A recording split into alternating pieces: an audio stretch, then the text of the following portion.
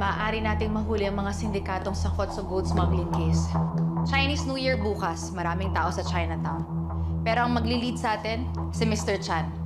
Siya ang kilalang associate ni Victor. Victor Zafra alias Tigre. Confirmed. Bukas, magkakaroon ng transaksyon si Mr. Chan and it's likely with Victor Zafra. Itataon nila to sa Chinese New Year. Ngayon, maaaring hindi tayo sigurado kung talaga saan sila magtatransaksyon. O kung talaga makikita ba sila bukas. Malaki ang Chinatown na. Ibig bang sabihin, susugod kayo na parang vlog? No, ma'am. Si Mr. Chan, alam po namin na may madalas siyang pinupuntahan doon. Isang bar. Jade Imperial. Posible. So, ibig sabihin, hindi ka pa rin sigurado.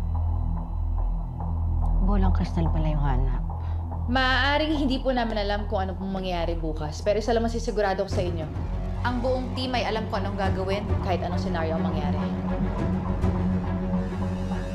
Magkakaroon ng exclusive party doon.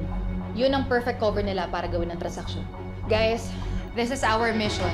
Kinakailangan natin i-surveillance si Mr. Chan mula sa tindahan niya ng alahas hanggang sa makaalis siya. Susundan natin siya dahil siya ang magdadala sa atin kung saan magaganap ang transaksyon.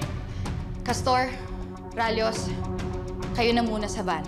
Kayo mag-surveillance sa paligid. Yes, ma'am. Yes, ma'am. Guys, kailangan natin mahuli to si Victor Zafra. This might be our only chance. Talasan natin ang mga mata natin. Napakalaking isda ni Tigre. Hindi tayo po pwedeng mabigo. Yes, ma'am. I told you, she's prepared.